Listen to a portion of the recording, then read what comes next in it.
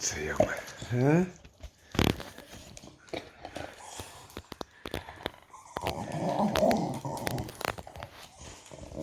Hey. Zachtjes, zachtjes. Just nipped me a little bit on the finger. Because his tooth slid off the ball.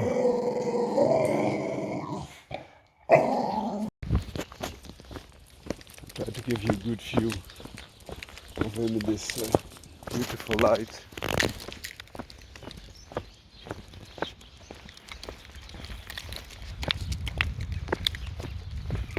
I try to hit the sun here again for you, so you see it shine. Gorgeous little fella.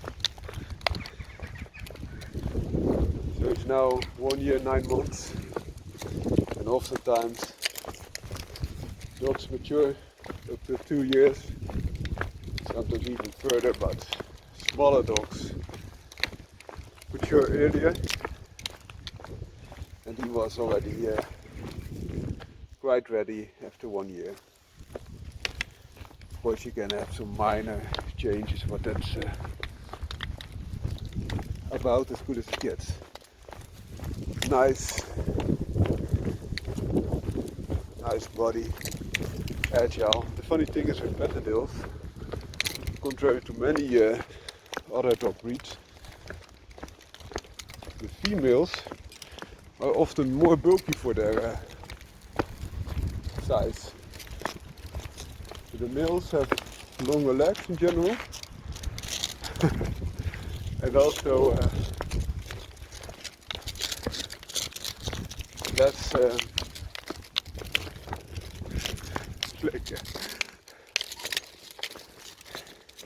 Then he picks it up, and less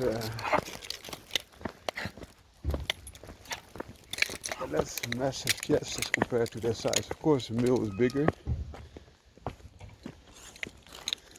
and stronger, but for their size, those females are quite massive. And I think it has to do something because they are smaller. You still want to have maximum presence when you enter them there in the fox dens or badger dens. So even the females need to be very powerful. It's a funny thing. I hope other people also have found this out.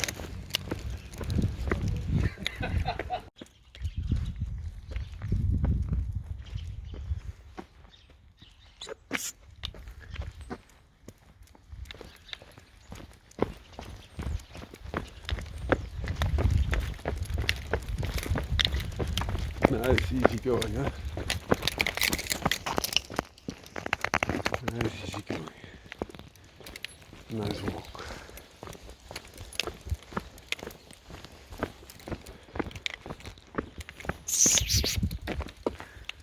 Hey, Spikey. Hey, jongen. Nice and shiny.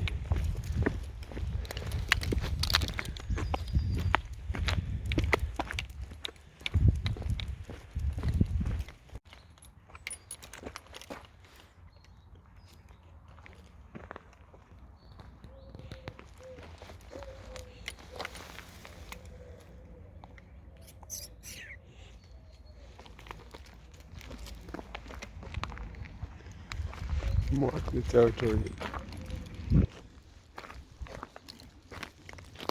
As you can see, it's really shining again. Once the sunlight hits the coat, as you can see here, it's in the shadow. And then we go to the sunlight again. You just see it shine. Very nice. Very nice. So one more time. Hitting sunlight now. There it comes.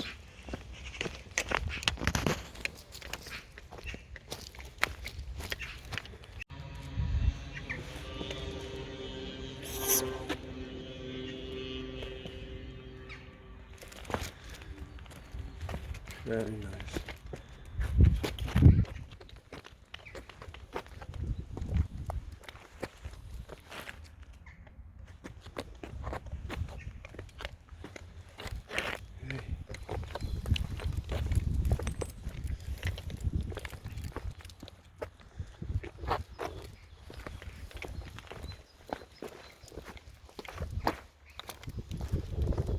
Hey jongen.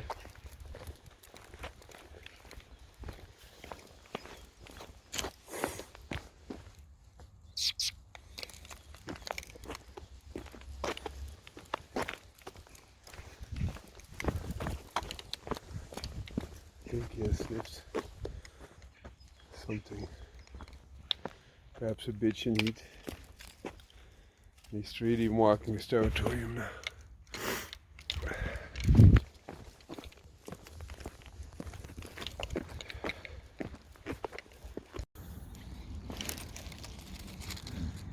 Wel grappig, hè? Bijna dezelfde hoogte, maar zeker zo zwaar. Kom, kijk. Nou, kijk dan. Hoi hoi.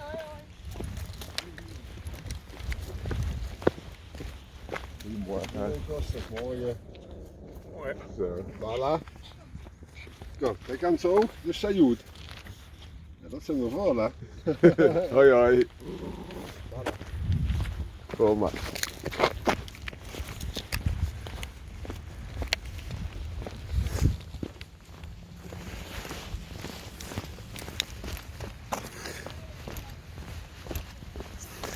Yeah, nice. Nice musculature.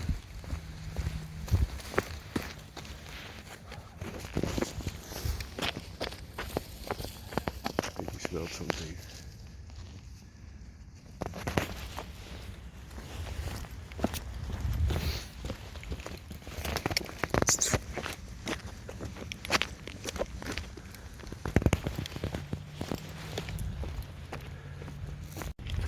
Today we will discuss wash and wipe dog ownership.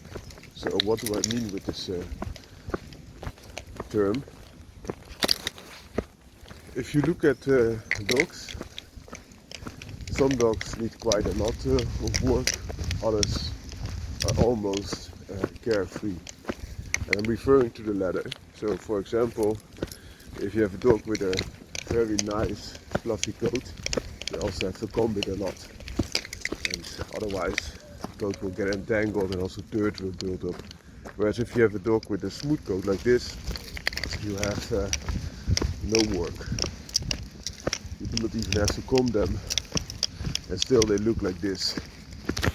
Like if you feed them well and exercise them well, they will just shine from health. And that's what I apply to. The same with humans. If you're a man, you can have very long hair, you can have a long beard, but it takes a lot of time to keep it in a good condition. Whereas if you keep it smooth and easy, it's just wash and wipe. And you're good to go. Also, if he has played in the dirt, this little guy, I just take a towel and wipe him off once. And it takes off all the dirt, all the moist, everything. And that's an easy thing in life. Another thing, you could also do it a little bit more on the psychological level. If you have a dog that is demanding a lot of you, also in the way, of course every dog should needs exercise and also mental exercise, etc. But sometimes you have a dog that's so far away from the normal things that you do that you have to make compromises a lot. And if so, this can be quite intruding. For example, if you have a dog that barks for every sound that it hears, you will go and adapt to that because you do not like this barking perhaps. I would not. But also, if it barks, you will think it cries wolf again. Whereas if you have a dog that only barks when there's really something there and can discriminate between the normal things of life, but also if something is really amiss, you have the benefits of watchdog properties. You will not have all the trouble also with people around you that go nuts from all those barks. And that is something I really like. Also a dog that can be relaxed in house. For example, there are two elite working terriers at this moment. And in my opinion, that is the Patterdale Terrier and the German Yacht Terrier, also known as the German Hunting Terrier. But they have different characters. Patterdales are far nicer in house, whereas Yacht Terriers are almost they keep on being extremely active, almost neurotic in my opinion, whereas a Patterdale Terrier can also have an off button, so to say, which I like a lot. So that's my philosophy about wash and wipe type of dog. I'm not promoting to wash your dog too much, only if needed. And sometimes it can be only once in so many months, or not, or never if it can swim. But you should wipe it, of course, so that it doesn't soil the environment, especially when it's has played in the mud. But just keep it easy and keep it simple and easy for you, also easy for the dog. That's my philosophy. And that doesn't mean that I do not have respect for dogs with a bigger coat, or that I cannot enjoy their beauty, because I can, but I like this a lot more practical. And also very nice bonus that you can see the musculature very nicely, as you can also see here with Estacado now. 1 year 9 months. Have a great day. In this video I will show you an update about DSL Estacado. It's now 1.5 years old. I think you can now see him walking and pulling the leash. He's always like this. It's also very good for its conditioning. I will switch it up. Most often he's on the leash, but also in the harness. It's better. That's not only that all the forces will be on his neck, but you can divide it a little bit more. Spiky! Oh, he smells a bitch, I think. See? Marking the territory. Spiky!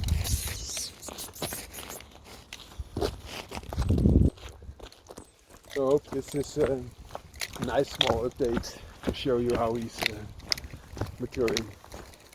Have a great day. In this video we will discuss the Banter Bulldog. And where does this dog sit? This dog sits between the modern day boxer and the ancestor thereof, known as the Brabanter Bullenbeißer. So this is like Dutch, because Brabant is a part of the Netherlands, German type of Mastiff, or Bulldog in my opinion. It's more of a Bulldog. Bullenbeißer means in German the dog that bites the bull. So this would more be a Dutch-German Bulldog. That being said, this dog is now extinct. It is one of the ancestors of the show dog that we now know as the boxer, and that's a boxer population completely assimilated the left, those left of the Bullenbeißer, Brabanter Bullenbeißer. Next to the Brabanter Bullenbeißer they also used especially English Bulldog blood, and most dominantly English Bulldog blood of show stock to further flatten the nose. And the English Bulldog blood of show stock, it's in a later phase was used to refine the dog that we know now as the boxer, has a flatter nose because of puck influences, which is just a show toy breed. So there's no functionality. This also means that the boxers with this flat nose have lost a lot of functionality, albeit being a nice athletic frame that they have, and also a nice character, which is all good, but the functionality has been lost to a great degree. And that's what they try to restore by creating the Banter Bulldog. So Bulldog is also referring to the English term for Bullenbeißer, the German term. And Banter is a part of the Brabanter part in this breed. And it was a dog known in the Dutch regions, and that's so the Dutch region of Brabant. And those dogs were used also in Germany. They were referred to where they came from, being Brabant, as the Brabanter Bullenbeißer. So the Banter Bulldog is a recreation to some degree, but they still started with one of the show dogs that we know known as the boxer. So still they have some of the drawbacks of show blood infusion, and then they revigorate this with a very good breed, a breed that is the direct descendant of the English Bulldog when it was still a performance blood sport gladiator, which is the American Pit Bull Terrier. So those two breeds are used to create a breed that we now know as the Banter Bulldog. And this is a great increase in health, performance possibilities, and also a great contender at weight pull at events, for example. As such, still not beating the American Pit Bull Terrier, which is for its weight a top contender in almost all sports it participates in, but a lot better than a regular boxer would do. It's a nice project, but for me it only has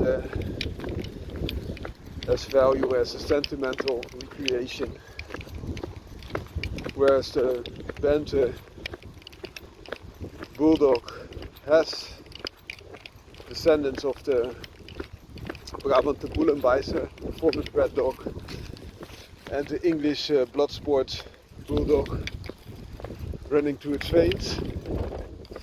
It still will be subpar to a pure performance type of dog, such as the American Pit Bull Terrier. So all the good parts come from American Pit Bull Terrier blood. It might have a nicer view if you want something like that, but there were already breeds closer to the original Brabanter Bullenbeißer in his performance. If you would look at Scott type American Bulldogs, for example, you could come very close to the looks and also the function of the Brabanter Bullenbeißer without the infusion of show breed blood to the show English Bulldog, which carries puck blood. And that's the part I don't like. That being said, it's far better than the original boxer as a show dog, and would be a joy to have. Boxers have a nice temperament, but they're quite plagued with diseases, especially heart, epilepsy, but also cancer. And infusing a performance breed will greatly revigorate those detrimental traits. So I'm not against the breed, but I think it could do a lot better. Hope you like this video. Have a great day. The dog on the leash here is a very small dog. Also carries Bull and Terrier blood. It is known as the Patterdale Terrier, also known as the Black Veil Terrier or the Black Dogs. It is a smooth-coated variety and also carries some of the original Bulldog blood through its veins, by means especially of the Northumberland Terrier. Have a great day. In this video we will address the topic: is there also gameness in the animal kingdom, so in the wild animals? And the short answer is yes, but they are hard to find and not many are that. And why is this? Because in nature normally animals are there to survive, and if they don't survive because they have gameness and they want to go on even against opposition that is much stronger, so even if needed to the death, they won't be living long enough to reproduce their genes maximally.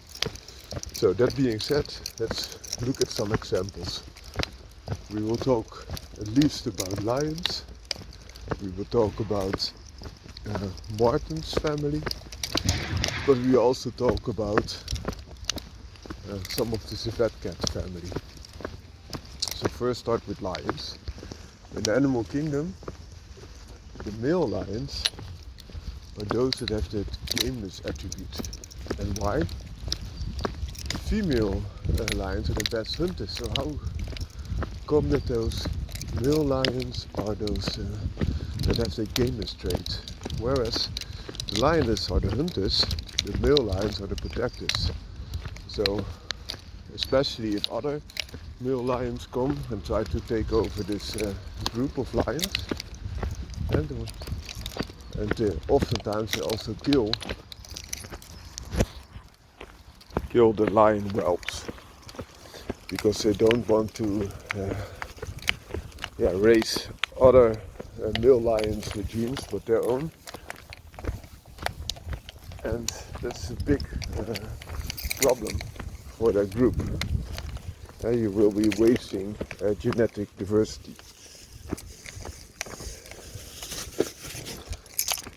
And those male lions, once they get challenged by another male lion, they will fight, even if that would mean that they would die. And sometimes they even face off with two upcoming male lions that will battle that one lion together. And after that, either be a two male lion group, or one will attack the other again, so only one will remain. Depends a little bit how the situation unfolds. That's an interesting fact. Other very game animals must be the family of martens. Martens, even if you get pet martens like ferrets, they will happily engage with a cat 4 times its weight, which is also a very good predator, or a dog even 10 times its weight is very often the case, but sometimes even attacking herders like Dutch shepherds, Malinois. And of course it would be very easy for such a big dog, or any bigger dog, that's to kill a ferret if they are themselves still very capable, right? But oftentimes those household pets are already bred to have such a lack in courage that they will have a hard time with a ferret. But so a ferret is a domesticated polecat, and also polecats are known to fight cats, sometimes even venomous snakes, such as how do we say that? I think viper is the best way to describe them. We have European viper, for example, and a similar case could be made for an entirely different family, being that of the civet cats, where they have the mongooses fighting with the big venomous snakes and also killing them. But sometimes also those snakes kill them. So it's a very interesting thing. But let's stay with the martens family. Other very game martens are, for example, the wolverine that even chases away wolves or bears or even polar bears from their own prey. And it's such a compact gladiator. Other examples are river otters or other otters that even fight and kill small crocodiles, caimans, or also snakes. Even small anacondas have been killed by them. Other examples are the meager weasel, who can be like 50 to 100 grams and killing rabbits more than 20 times its weight. And yeah, a rabbit is still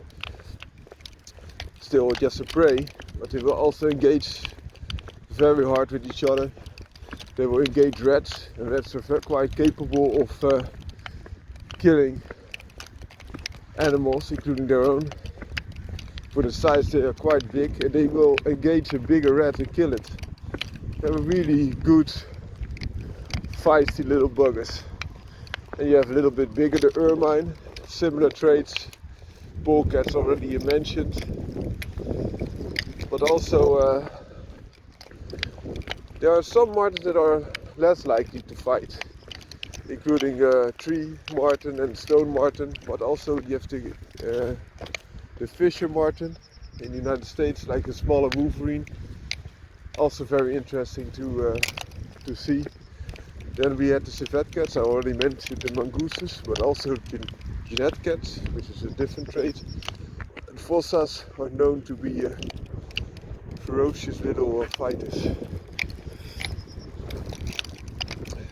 Another example could be made for, and as we didn't address yet, there's another very big cat that is really going. Hey. Against a very stiff competition, and it could be either the snow leopard that you will even face off with 4 livestock protection breeds, for example Tibetan Mastiffs, and also the jaguar, which is able to kill anaconda but also crocodile types. But both the snow leopards and also the jaguar are very fierce and also solo fighting big cats, and also sometimes Siberian tigers or Bengal tigers face off with very strong prey, even bears. So also very strong, and also a bear can win from a tiger, of course, but this is not the type of gameness I was referring to. Another example of the marten family would be the badgers. Badgers are known for many a dog as the ultimate test. Some say that the otter is even a better test, but they are almost extinct everywhere in Europe. But very ferocious, will not back down. But there's an even more ferocious badger. I'm not talking about the American badger, which is a lot more aggressive than the European one, but a lot smaller as well. So therefore the European is often considered as a bigger prey, but also the American marten. The American badger is a very formidable quarry, but there are other examples, especially the honey badger of Africa, which faces off on a regular basis with a very big, strong competition, including lions, panthers, even hyenas and the like. And they also face off with cobras and other very deadly material. They just very able to withstand them, but also they have a don't care attitude. They will just face anything, a little bit like the wolverine. But the badger has a better skin and extremely sharp long claws, also able to dig. They also face off with bee stings, which just doesn't seem to bother them much. To crack open an entire beehive. They're an awesome creature altogether. Well, I hope you like this.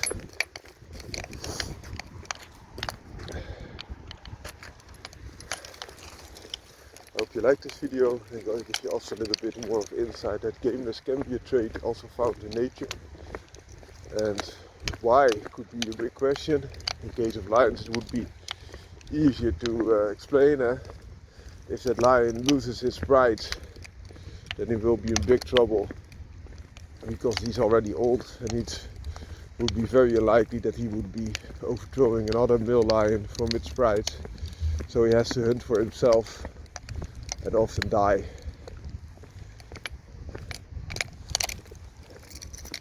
Whereas the honey badger is just such a formidable warrior, and he tends to be surviving also the wolverine. Many of other big creatures will just move away when they see the wolverine because they already know how much of a warrior they are. Same with honey badger, but it's quite hard to understand why they pick such a formidable quarry. Perhaps because others don't, and they just fill the niche, but it's interesting to conceptualize a little bit more. In an earlier video we discussed gameness in nature, and we gave examples of creatures that can also be game in nature. So gameness is the ability and the willingness to go on even if odds are stacked against you. An example would be the honey badger that will face off with a leopard or a big baboon or a lion. And other examples are male lions that defend their pride against other male lions, even till the death. And multiple examples were mentioned, including also wolverine and, for example, mongooses, so to speak, fighting with king cobras, etc. But that being said, he didn't include canine members in this overview. So canine members like, for example, the fox, or the wolf, or jackal, or coyotes, etc. And there's a reason for that, because canines are very brave and also able to take down big quarries, but they work very often in a group. And for example, solo hunting canines such as foxes oftentimes don't take down a big quarry. And then you might say, yeah, I know a fox that has killed a lamb, or killed a baby deer, or killed a baby hawk. Yeah, sure, and they do that. And that's still a big prey for a fox. But the same size, this Patterdale terrier would face off even with an adult hawk. Not win, mind you, but it's a different kind of bravery. So how come that in nature, where they have to fight to survive and also have a very harsh life, this gameness is not found in the canine family, whereas captivity, domestication, so you will, some members of the canine family are one of the gamest animals there are, and especially those that were bred for the gladiator roles, being in the earth. The terrier is working formidable quarry like a badger, sometimes above ground against the hawk that I mentioned, but especially those bred for the pit. There were dogs that would go on and continue against other dogs even if they were ripped to pieces and still be friendly to the handlers, but also dogs that would face off with lions and everything they threw at them.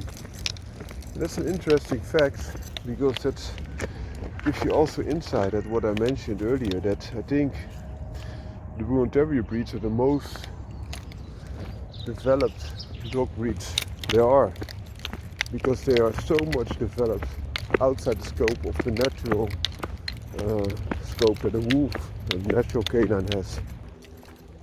So if you're interested in this topic, I also have the literature studied about those extreme activities that they had. So especially against the bull, but also against the bear baiting, and against each other, of course. There's gladiator type Bull and Terriers. The modern version of that would be the American Pit Bull Terrier or the Bull and Terriers of the past. But they also fought lions. I have a video about that. You can find that if you want to. It's called lion baiting. It's on my channel. So please sit back and enjoy if you want to. And see you the next time. Bye bye. Zie je wat je doen kan? Ja, Moet je hem afjagen? er ligt ook een citroen onder. Ja, die had ik nu. Oh, dat is een mama-citroen. Het kan ook zijn dat die citroen wil hebben als balletje. Daar is hij ook gek op. Nee, dat kan. Ja. Dat is niet om te eten. Dat is geen balletje. Kijk. Nee, die Oh, ja, dat kun je niet eten. Ja, die ligt op de schrift. Frank, Nee, is geen balletje. Is geen balletje. Zou je dat gezien Ja, hebben? dat is het. Hoe is het mogelijk, hè? Dat is het. Is geen balletje. Lekker lampje. Nou zeg. Moet je die Met staan, citroen hoor. boven. Het gele ding. Nou, dat was het, een balletje. Ik ben blij dat dat een balletje is. Zachtjes, Ik niet, hoor. Piano spelen, Spijkie. Spijkie. Dan zingen. Ja. Hé jongen.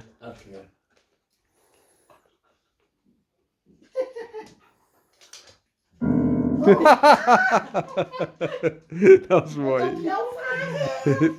komt hij jou vragen. Dat is mooi.